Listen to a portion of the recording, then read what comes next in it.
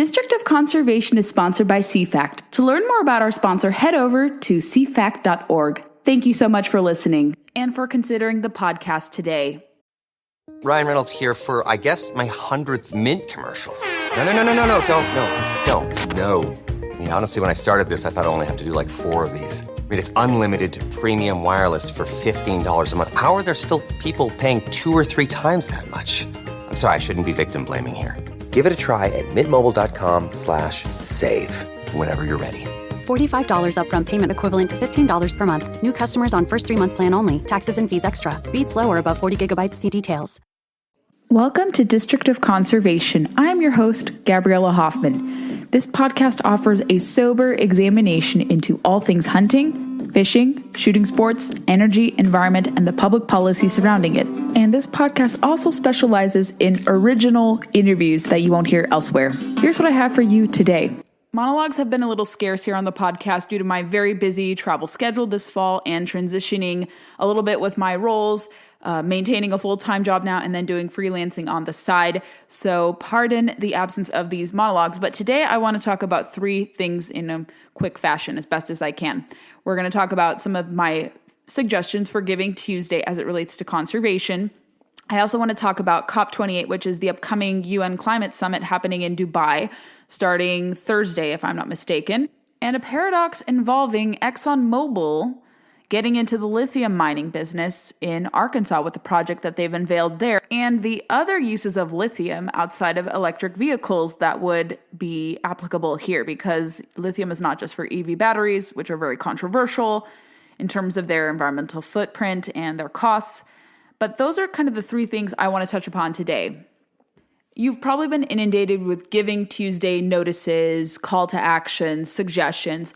But every year that I've done the podcast, I've tried to kind of narrow it down to trustworthy organizations, nonprofits in particular, because that's who you're giving to. You're not giving to private companies, you're giving largely to nonprofits. And the list will be repetitive, or rather reminiscent to stuff you've heard from me in years prior, but I'm going to expand on why as it relates to conservation. Of course, first and foremost, the sponsor of this podcast, the Committee for a Constructive Tomorrow. I definitely encourage you to support them. I've worked with them for 5.5 years, give or take now, or actually I think 5 years, but going on nearly 5.5 years. They've been great partners. More recently with the podcast, but also with my Conservation Nation series. I've assumed different roles for them. I started off as more so of a communications associate. I've done a little bit of policy work with them too. And as you're listening to this, I'm actually going to the ALEC conference doing some policy stuff for them this week. So that is why you're hearing this episode now. But they deserve a lot of kudos. They're doing a lot to expose climate alarmism. I love working with them. I'll continue to work with them. We have more Conservation Nation episodes from Alaska that we're going to be debuting very soon. And then also some new ones we're going to film starting in spring 2024 about some more heated topics and interesting topics that we think are compelling. So tip your hat jar to CFACT if you can, of course. The second suggestion I will make, now that I'm at the helms of this Center for Independent Women's Forum, would be if you are interested, I know many of you have started to follow my work there in the 2.5 years that I've worked with IWF, now in my new capacity as director of our Center for Energy and Conservation. IWF does great work to advance the cause of women, policy prescriptions, and so much more. We have 3 verticals: Independent Women's Forum, Independent Women's Voice, and Independent Women's Network. But the forum is where you can channel support if you are interested and feel inclined, especially to our Center for Energy and Conservation. Support can come in many ways. You could contribute to the organization, our center in particular, if you like. If you want to share our work and our research and policy briefs, that is also appreciated. Following us on social media, whatever the support you can lend to Giving Tuesday, whether you can offer something monetarily or not. Definitely, I encourage you to check out our center. We have more projects coming on the horizon next year in 2024. It could look in the form of storytelling, action centers, more policy briefs, papers. I'll probably have more opportunities to testify before Congress, state legislatures, and go on media. So any support you can to support our efforts at the CEC would be greatly appreciated. Doesn't matter the kind of amount, but you will see a lot more from me In this format, we're going to be utilizing our visiting fellows. I'm working with my colleagues in other departments, but any support goes a long way. And also consider our CEC if you haven't already, and if you like our work and want to see our work shine a bit more and support us in more meaningful ways, such as this. And then there's kind of like a hodgepodge of groups that I would also like to mention related to conservation, of course. Safari Club International, which I've, enhanced my membership with. I think I bought 2 3-year memberships, upgraded to that recently. So SCI does great work, of course. Sportsmen's Alliance is also another great group. Howl for Wildlife, if you are looking to get action-oriented. All 3 keep and track what is happening federally in the states and localities. They all have unique purposes and intents and different, services that they offer, but all are activating sportsmen and women across the country in many different shapes and iterations. So those are 3 that I also want to recommend. Congressional Sportsmen's Foundation is also really great to support. I'm going to their upcoming summit next week. Going to have a lot of feedback and a lot of thoughts and interviews from that conference when I go there to Delaware next week. That's kind of a teaser of what my upcoming plans are. You'll hear some interviews there. RMEF, Rocky Mountain Elk Foundation, is always good. The turkey groups, the duck associations, Delta, Waterfowl, Ducks Unlimited. You can't really go wrong with supporting the plethora of different organizations out there. But these 5 that I mentioned in specificity are kind of top of mind for me that I hope and encourage you will support on Giving Tuesday, which is today, November 28th. So that is my kind of call to action for you guys. Take it or leave it. At least follow them on social media, share their materials if you can at minimum. If you aren't able to contribute, I know things are in dire straits financially, inflation, living paycheck to paycheck. People are in dire straits, and I'm not expecting anyone to obviously fork over huge sums of money. But if you want to support in some way, I also think in Giving Tuesday, you give back by also following people, sharing their stuff on social media. It's really hard to get stuff across on social media these days with changing algorithms and people being drawn to sensationalism. So I think that's how you can give back to different organizations, just following and supporting the aforementioned group's work at minimum if you can't donate. Let's talk about COP28. It is simply known as the United Nations Climate Change Conference, or more formally, the UN Climate Change Conference, or Conference of the Parties of the UNFCCC, or as it's known as COP. And it's going to be held in Dubai in the United Arab Emirates. I don't blame people for wanting to go. I saw a chart from, I believe it was a Bloomberg associate, someone who chronicles climate and energy policy extensively. And they had cataloged that 70,000 people, which is like double the amount of last year's COP in COP27.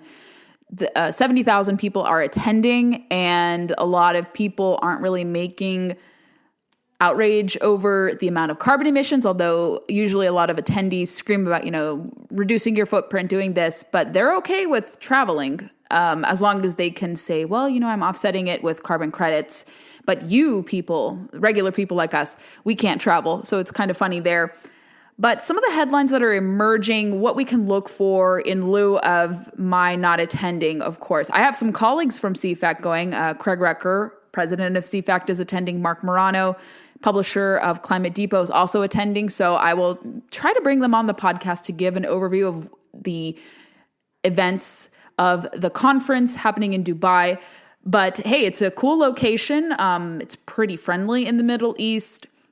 And some interesting headlines that have emerged. The UAE is reportedly planned to use COP28 climate summit to lobby for oil and gas deals. And this has rubbed a lot of the usual proponents of the UN summit the wrong way. The United Arab Emirates reportedly planned to use its role as a host of the biggest and most important annual climate conference as a platform to lobby foreign government officials for oil and gas deals, according to leaked documents by the Center for Climate Reporting. This is what is likely to transpire. And a lot of people have really been upset over this kind of paradox that, oil and gas heavy countries like the UAE would host something like this. But that is not really a gripe I have, because a lot of reports now, a lot of these, kind of climate-centric, climate advocating entities, the media, different conglomerates out there, but a lot of media outlets that are favorable with net zero plans, net zero propositions are, having to report, much to their chagrin, that more and more governments are actually going to be striking deals for coal, oil, and gas. And this was an AP report. But that notwithstanding, not controversial because you need fossil fuels, coal, oil, and gas to power renewables, ironically enough. That's what a lot of climate proponents don't admit. But there are other facets, some of the itinerary that is kind of concerning outside of this. Like I said, fossil fuels are not the problem. Net zero plans are problematic. So I think a lot of people will call into question, what are the points of the summits going forward, especially from those on the preservationist side. But I saw from Daniel Turner of Power the Future that one, I believe, breakout session from the conference, which is interesting to say the least. And let me pull this out there. So he says in a tweet, the first day of COP28 Dubai focuses on gender, hosted by Feminist Action for Climate Justice Action Coalition, to break down the climate patriarchy with environmental outrage. And he jokes that Saudi members need their husband or father's permission to attend. And let's read more about what this gender summit entails. And then there's a second one that concerns me even more broadly as I read. So let's see this. Climate Champions, which is cataloging what is happening at COP28. The events of COP28 aim to amplify women-led climate solutions, showcasing women and girls as pivotal climate leaders. The agenda calls for increased finance flows to women in regions most impacted by climate change. The goal is not only to empower women, but to recognize that gender-responsive climate initiatives are a smart, effective strategy for tackling climate issues. So what it says on November 28th, 29th, counting on a sustainable future global conference on gender and environment data, sponsored by UN Climate Change High-Level Champions, UNFCCC, UN Women, IUCN, and We Do, will convene a global conference on gender and environment data. Speakers, participants will include those from UN agencies, government officials, policy makers, leaders, commitment makers of the Feminist Action for Climate Justice Action Coalition and Gender Environment Data Alliance, JEDA, private foundations, civil society organizations, indigenous leaders, and local communities and academia. There's another gender event scheduled for December 3rd, the Gender Action Plan Learning event, another event on December 3rd, Gender and Climate Security. There's one on December 4th called Gender Just Transition Partnership and Climate Finance Ministerial. Highlight the role of finance to advance gender equality through a just transition, decarbonization. That's what they mean.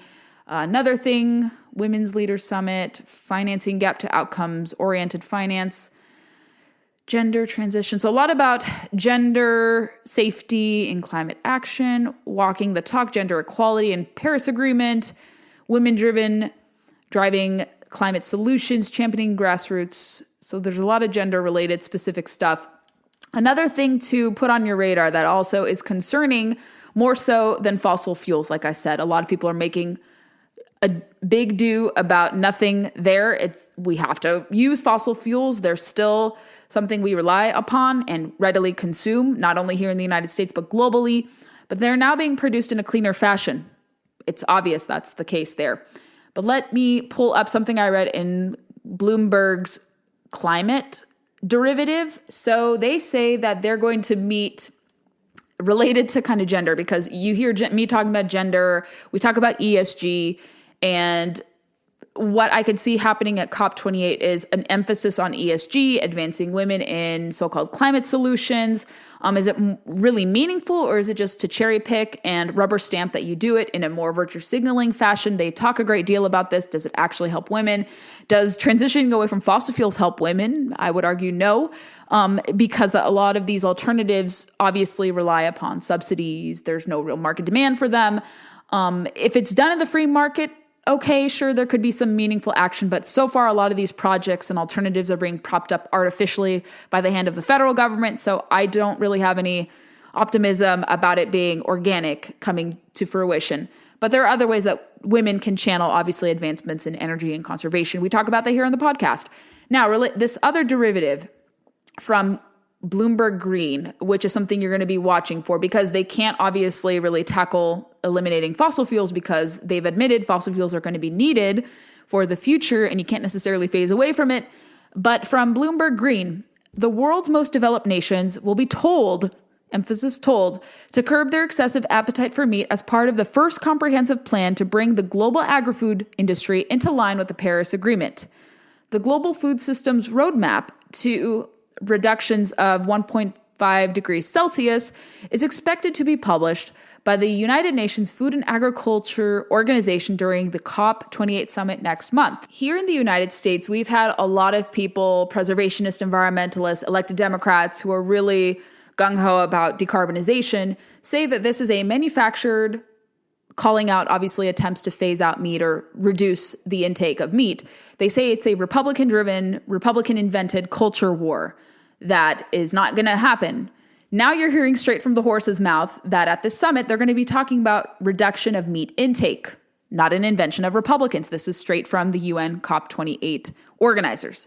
Another Bloomberg article that came out yesterday, or rather November 25th, Eat Less Meat is Message for Rich World and Food's First Net Zero Plan. And this is from Bloomberg Green. I'm going to read from the article because it was previously paywalled, but I think I have some access now.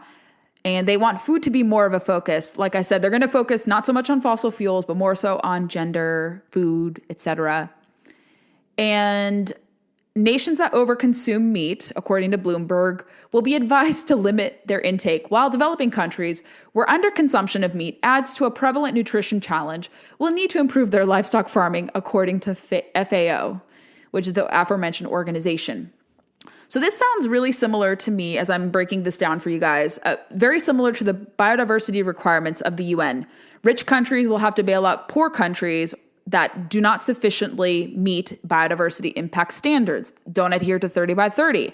And that would total, if I'm not mistaken, it was $500 million, $500 million a year that rich countries would have to pay for developing or not so developed countries, third world countries, to inspire them to want to meet their biodiversity reports. And what we've seen with, or biodiversity goals rather, but what we've seen with the Paris Climate Accords, it's more so just a virtue signaling front. It's not a meaningful plan because whether or not the US has been involved, it doesn't inspire countries to reduce their global footprint. What is China doing on this front? Not really pledging to do this. What are India and Russia and the Middle Eastern countries planning to do? Not phase away fossil fuels. So you see that, and you see what they've done with the Paris example, what they've tried to do on biodiversity, the demands that they've had and requested of wealthier nations that are actually on track to reduce their emissions, to be, following high standards for conservation, what have you, even outside of these very faulty frameworks. But now we're seeing it trying to be modeled and exacted for food intake. Now, Bloomberg continues. From farm to fork, food systems account for about a third of global greenhouse gas emissions, and much of that footprint is linked to livestock farming, a major source of methane, deforestation, and biodiversity loss. Although non-binding, the FAO's plan is expected to inform policy and investment decisions and give a push to the food industry's climate transition that has lagged other sectors in commitments. The guidance on meat is intended to send a clear message to governments, but politicians in richer nations typically shy away from policies aimed at influencing consumer behavior, especially where it involves cutting consumption of everyday items.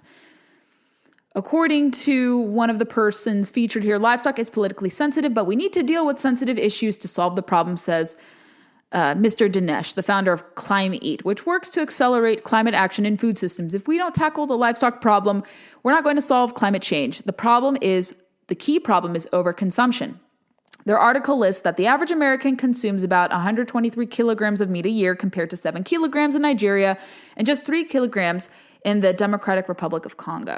The UN, Bloomberg also reports, is seeking to strike a balance between the climate transition and ensuring food security for the growing global population, so as well as calling for less meat consumption for the world's well-fed.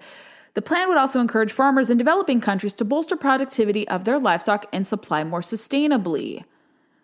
So this sounds like a redistributionist plan that we've seen in the climate accords, the Paris Climate Accords from 2015, the same redistributionist scheme in the Montreal Biodiversity Pact that was established last year. And now we have to forego our food standards, and other countries will have full green light. Countries that obviously, and interestingly enough, don't have climate standards or energy standards or environmental standards whatsoever. So they will get a free rein to have livestock production. We have to reduce our standards. This is very unfair. And like the article said, enforcement of this, you will have people coming together right and left saying this is absurd, this is unreasonable, and this is not going to lead to better climate standards, better environmental standards, and stewardship. So we'll be tracking these two in particular, especially this new net zero food security compact that they're about to establish here. Very concerning, not a Republican Party culture war invention. Again, straight from the UN. The third topic I will conclude today's debrief is Exxon Mobil getting into the lithium industry. What does this deal entail? I saw Governor Huckabee Sanders tout this, of course, and I think Chairman Westerman of the House Natural Resources Committee also lauded this development. Reading from ExxonMobil's corporate website dated November 13th, ExxonMobil is drilling the first lithium well in Arkansas and aims to be a leading supplier for electric vehicles by 2030. We announced plans to become a leading producer of lithium, a key component of EV batteries. Work has begun for the company's first phase of North American lithium production in southwest Arkansas, an area known to hold significant lithium deposits. The product offer will be branded as Mobil Lithium, building on the rich history of deep technical partnership between Mobil and the automotive industry. They have 3 or 4 quick bullet points about what the significance of this development is. They say it means advanced production approach has potential to unlock vast supplies of lithium in North America.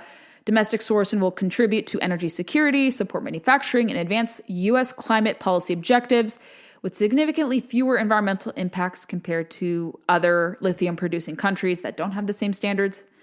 They say that the first production will be targeted for 2027, and project further demonstrates ExxonMobil's leadership in energy transition. Dan Ammon, president of ExxonMobil Low Carbon Solutions, says and is quoted as saying, "Lithium is essential to the energy transition, and ExxonMobil has a leading role to play in paving the way for electrification. This landmark project applies decades of ExxonMobil expertise to unlock vast supplies of North American lithium with far fewer environmental impacts than traditional mining operations." And what this area entails, where is this area in Arkansas, southwestern Arkansas? ExxonMobil acquired the rights to 120,000 gross acres of the Smackover Formation in southern Arkansas, which is considered one of the world's most prolific lithium sources of its type in North America, not global.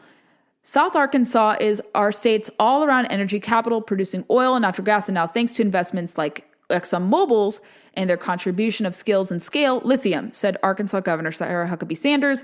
My administration supports an all of the above energy strategy that guarantees good, high-paying jobs for Arkansas and will continue to cut out taxes and slash red tape to make that happen. Their notice concludes with saying Southwest Arkansas has a history as an oil and gas producer, and the region's geology is well understood. ExxonMobil is working with local and state officials to enable the successful scale-up of Arkansas's emerging lithium industry. So what does lithium production benefits, or what do lithium production benefits look like? They write and continue to say that after using conventional oil and gas drilling methods to access lithium-rich salt water from reservoirs 10,000 feet underground, ExxonMobil will utilize direct lithium extraction, DLE, technology to separate lithium from salt water. Lithium will then be converted on-site into battery-grade material. The remaining salt water will be re-injected into the underground reservoirs. The DLE process produces fewer carbon emissions than hard rock mining, and it requires significantly less land. The president of the Low Carbon Project says this is a win-win project. It's a perfect example of how ExxonMobil can enhance American energy security, expand supplies of critical industrial material, and enable the continued reduction of emissions associated with transportation, which is essential to meeting society's net zero goals. Lithium is essential for not only EVs, they say, but also the production of lithium-ion batteries, of course, which are used in EVs, but also consumer electronics, energy storage systems, and other clean energy technologies. Demand for lithium is expected to quadruple by 2030, and virtually all lithium today is produced outside of North America. And like I said, first lithium production, if not stopped in courts and regulations, is slated to be online by 2027. I want to read an article from my colleague, Sarah Montalbano, which will now be available at iwf.org under our Center for Energy and Conservation. And she assesses this development that while interesting and fascinating, there are some interesting paradoxes and things to consider. Like her, I also expressed some reservation with this net zero language. I think companies like Exxon Mobil do this because they want to have a stamp of approval and say, look at us, reducing our carbon footprint, doing this. We agree with the transition away from fossil fuels by 2050, whatever arbitrary deadline. But is that really practical for them to do? Is it a, conceding or feeding themselves to the crocodile, hoping that they will be eaten last? That's a lot to wrestle with. But as my colleague Sarah writes on our website, oil giant Exxon betting on a green future, she says that streamlining environmental review processes would support an all-of-the-above energy strategy that is responsive to the need of local communities. And Sarah also comes from Alaska, so she obviously is writing that this is a good development to produce this here in the United States, but there's a lot of controversies assigned with lithium production here. But she writes, producing natural resources domestically, including critical minerals like lithium, lessens U.S. dependence on foreign countries with lax environmental standards and blatant disregard for human and labor abuses. Absolutely correct there. But she says the Biden administration's haste to permit 25 gigawatts of new renewable energy projects by 2025 risks greenlighting renewable projects that could cause significant environmental damage while thwarting every proposed oil, gas, and nuclear project, no matter how safely done. What she also notes with this insistence, especially by Exxon Mobil, to produce lithium-ion batteries, she says that what's worse is that EVs may not lower greenhouse gas emissions much, if at all, given the emissions released in mining battery materials. Special favors in the permitting process or in the form of subsidies and tax credits distorts markets and leaves consumers to bear the brunt of expensive, unreliable energy. She writes, cautioning our readers, Exxon Mobil is betting that U.S. policy will continue to subsidize booming demand for battery minerals. Yet in October, it closed a $60 billion deal to acquire Pioneer Natural Resources fossil fuel operations in the Permian Basin. Perhaps Exxon Mobil also envisions an all-of-the-above strategy for energy security, or is simply hedging its bets on both sides of the renewable energy debate. Exactly right. Why are they betting on this so much? I actually like that they're trying to bet on a lithium future, but if it's backed by subsidies and not so much natural demand or natural market demand rather, what is it going to do? Is it going to imperil the company? Is it going to leave the company to abandon the project if those perks and subsidies and other carve-outs are not given to them, or if the so-called positive outlook on lithium maybe dies, much like enthusiasm for EVs has winnowed and disappeared or really never took off?